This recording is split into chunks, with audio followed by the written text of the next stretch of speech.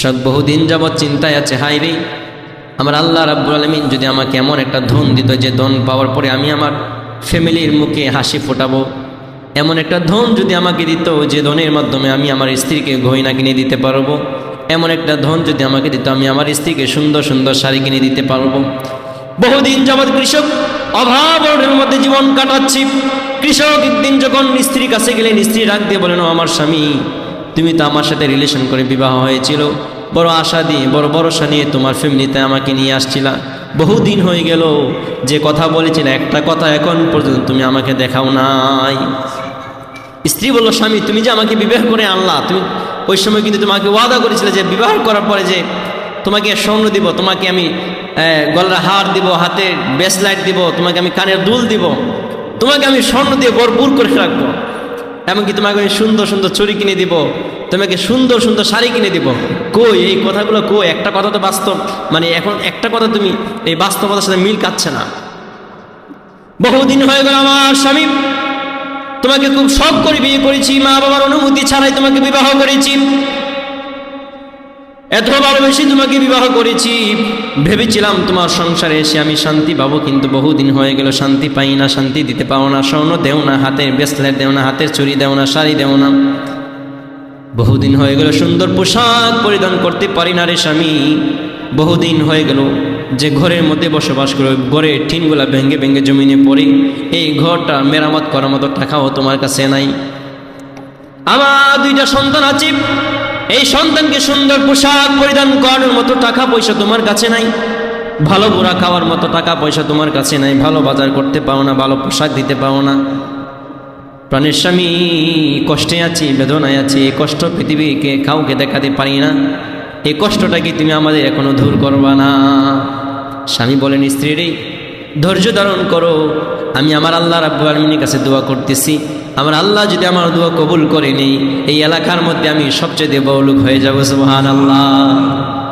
স্বামী বলে যে তুমি ধৈর্য ধরো, যে আমি আল্লাহর কাছে দোয়া করছি যে আল্লাহ যেন আমাকে এমন একটা গনিমতের মাল দে, যে মাল বিক্রি করে এই এলাকাতে সবার চেয়ে আমি ধনী লোক হয়ে যাবো। সুবহানাল্লাহ বলে না? স্ত্রী ডাক দিয়ে বলেন, বিবাহ করার পর থেকে ধৈর্য ধরে আসছি, ধৈর্য ধরেই আসছি, এখন পর্যন্ত ধৈর্যের কোনো ফল পাই না। স্বামী বললেন, ধৈর্য ধরতে থাকো, ধরতে থাকো, একদিন আমার আল্লাহ রাব্বুল আলামিন সেই ধৈর্যের প্রতিদান দিবে। সুবহানাল্লাহ। স্বামী কিন্তু কাজ করে না, কি অলস, সে শুধু একটা ক্ষেত দিয়ে পড়ে থাকে, তার আর কিছু নাই। একদিন স্বামী চোখের পানি ফেলে ফেলে কান্দে আমার আল্লাহকে বলে, আমার আল্লাহ বহুদিন যাবৎ দোয়া করি, আমার দোয়াগুলা যায় কই? কত মানুষ দোয়া করে, কত মানুষের দোয়া তুমি কবুল করো, আমি কৃষক এত দোয়া করলাম, এখন পর্যন্ত আমার একটা দোয়াও কবুল হয় নাই। কৃষক এবার কাদের মধ্যে কুদাল নিয়ে আস্তে আস্তে ক্ষেতের দিকে যখন চলে গেলেন, জমিনের মধ্যে যখন চলে গেলেন, জমিনের মধ্যে কাজ করে আর চোখের পানি ফেলে ফেলে কান্দি আমার আল্লাহকে বলে, আমার আল্লাহ একটা বার চান্স দাও, একটা গনিমতের মাল দিয়ে দাও, এই গনিমতের মাল পেয়ে যেন আমি আমার স্ত্রীর সকল আশাগুলো পূরণ করতে পারি, আমার সন্তানের সকল আশাগুলো যেন আমি পূরণ করতে পারি। আমার আল্লাহ রাব্বুল আলামিন সেই কৃষকের দোয়া কবুল করে নিলেন। কৃষক যখন কাজ করা শুরু করলো, হঠাৎ করে তার কুদালের মাথার মধ্যে একটা লোহার একটা বাজনা বাজলো, ঠুং করে আওয়াজ ধরলো। সুবহানাল্লাহ বলে না? এবার কৃষক মনে মনে খুব খুশি মনে হয়, আমার আল্লাহ রাব্বুল আলামিন আমাকে গনিমতের মাল দিয়ে দিয়েছেন। সুবহানাল্লাহ। এবার কৃষক খুব আনন্দে চোখের পানিগুলা মুচকি মুচকি হাসি দ্বীপ এবার তার কুদালের মাধ্যমে আস্তে আস্তে মাটিগুলা সরালো। সরানোর পরে দেখা যায় পিতলের একটা কলস দেখা যায়। সুবহানাল্লাহ বলে না? একটা পিতলের কলস দেখা যায়। এবার কৃষক বড় আশা নিয়ে, বড় ভরসা নিয়ে এবার সুন্দর করে সেই মাটিগুলা সরাই কলসটা মাটি থেকে উঠানোর পরে দেখা যায় কলসটা বড় ভারী কলস। এবার কৃষক দেখা যায়, দেখেন এই কলসটার মুখগুলা বাঁধা। এবার মুখটা খুললেন, খোলার পরে দেখা যায় কলসের ভিতরে মনে মনে ভেবেছিল মনে হয় স্বর্ণ আছে, সোনা দানা আছে, কিন্তু দেখা যায় সে কলসের ভিতরে খালা খালা কি জানে দেখা যায়। সুবহানাল্লাহ।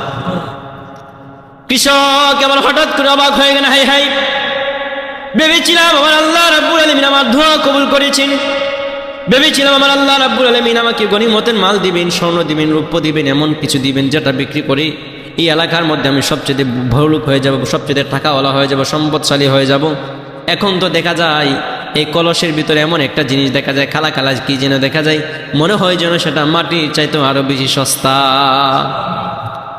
এবার সে কৃষক মুখটা আবার বেজার করেন, আবার বেজার করে আল্লাহকে মনে মনে বললেন যে আল্লাহ কি শুরু করলাম আমার সাথে তুমি, এই খালাকালিগুলো কি দেখা যায় পাথরের মতো, এখানে কি আপনি স্বর্ণ দিতে পারেন নাই?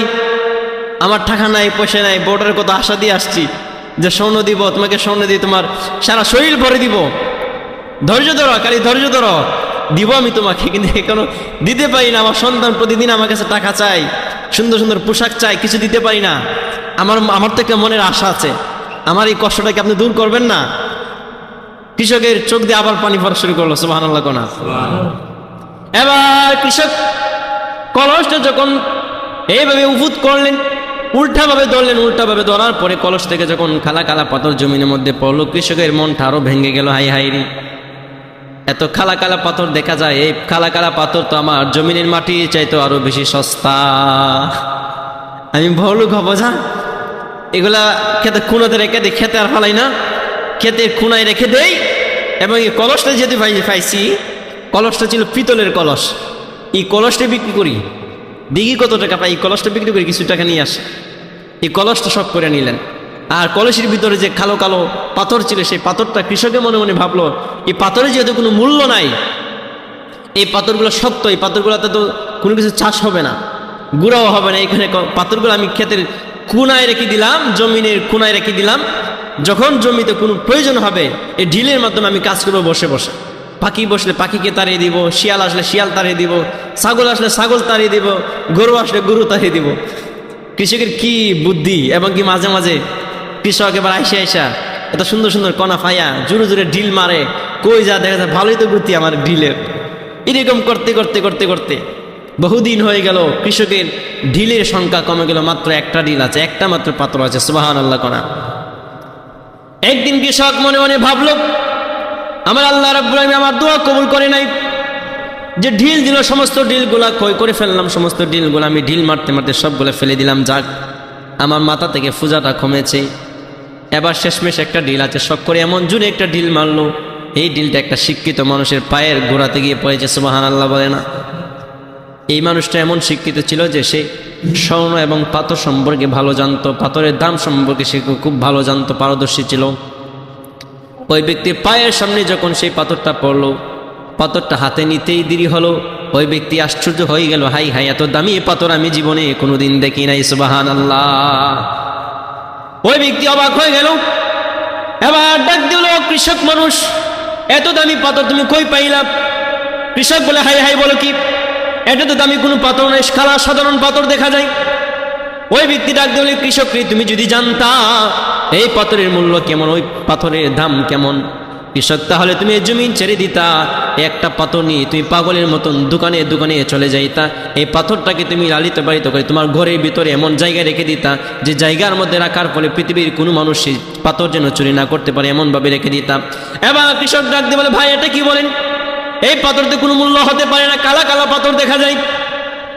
শিক্ষিত ব্যক্তি ডাক দিয়ে বলেন, ভাই ও আমার কৃষক ভাই, তুমি কি জানো এই পৃথিবীতে যে স্বর্ণ আছে, স্বর্ণ এবং ডায়মন্ড আছে, এই ডায়মন্ড এবং স্বর্ণের চাইতেও ডাবল দাম হলো সেই পাথরের, সুবহানাল্লাহ। এবার একটা মাত্র পাথর, এই কৃষক এবার মাথার মধ্যে তাফায় আর বলে, হাই হাই জীবনে কি করলাম রে আমি, এত দামি দামি পাথর আমি ছুঁড়ে ফেলে দিলাম, ঢিল মেরে মেরে সবগুলা হারিয়ে ফেললাম। আজকে যদি আমার সমস্ত পাথরগুলো থাকতো এই এলাকার মধ্যে, কেন গোটা পৃথিবীতে আমি সবচেয়ে বড়লোক হয়ে যাইতাম, সুবহানাল্লাহ। এবার কৃষক যখন সেই কথা শুনলেন, শোনার পরে কৃষক অবাক হয়ে গেলেন, আশ্চর্য হয়ে গেলেন, পাগলের মতো হয়ে গেলেন, হাই হাই কি করলাম রে। জমিনের মধ্যে তাফরাই, মাথাগুলো জমিনের মধ্যে বাইরাই, এমন করতে করতে কৃষক হয়ে গেল পাগল। আর পাথরের কথা বলে, হাই হাই কি করলাম রে, এমন করতে করতে পাগল হয়ে গেল কৃষক। কৃষকের বইয়ের মনের আশা পূরণ হলো না, সন্তানের মনের আশা পূরণ হলো না, কৃষক এখন হয়ে গেল পাগল পাড়া কান হলো। কৃষকের যত পাথর ছিল সকল পাথরগুলো সে ঢিল মেরে ক্ষয় করে দিয়েছে, তার অবশিষ্ট আর কিছু নাই। আমার আল্লাহ রাব্বুল আলামিন তাকে যে গনিমতের মাল দিয়েছিল, সে চিন্তা করেছিল স্বর্ণ পাবে, আমার আল্লাহ তাকে স্বর্ণের চাইতেও দামি জিনিস দিয়েছে, সে বুঝতে পারে নাই। সে ভেবেছিল স্বর্ণ না পাই ডায়মন্ড পাবো, ডায়মন্ডের চাইতেও দামি জিনিস আমার আল্লাহ তাকে দিয়েছে, কিন্তু সে বুঝতে পারে নাই। অতএব এই দুনিয়ার জমিনে আমার আল্লাহ রাব্বুল আলামিন আমাদের কি এই সময় দিয়েছেন, এই সময়ের দাম এত বেশি যে আমরা মনে করি সেই সময়ের কোনো দাম নাই। আমরা আমার আল্লাহ রাব্বুল আলামিনকে সেই সময় দিতে পারি না, নিজের জন্য সময় কাটাতে পারি না। যখন সময় হয়ে যাবে, যখন মালাকুল মাউত সামনে চলে আসবি, ওই কৃষক ব্যক্তি যাবে তার পাথরগুলা হারিয়ে হারিয়ে জমিনের মধ্যে মাথাগুলা বাড়ি দিয়ে দিয়ে, মাথার মধ্যে হাত বাড়ি দিয়ে দিয়ে কান্না করে। একদিন আপনার সামনে যখন মালাকুল মাউত আসবে, ওই দিন কান্না করবেন, হায় কি করলাম রে, সময় থাকতে যদি বুঝতাম, সময় থাকতে যদি জানতাম আমার আল্লাহ রাব্বুল আলামিনকে, সময় থাকতে যদি বুঝতাম, তাহলে আজকে আমি আমার সেই সময়গুলা এলোমেলোভাবে খরচ করতাম না। সুবহানাল্লাহ।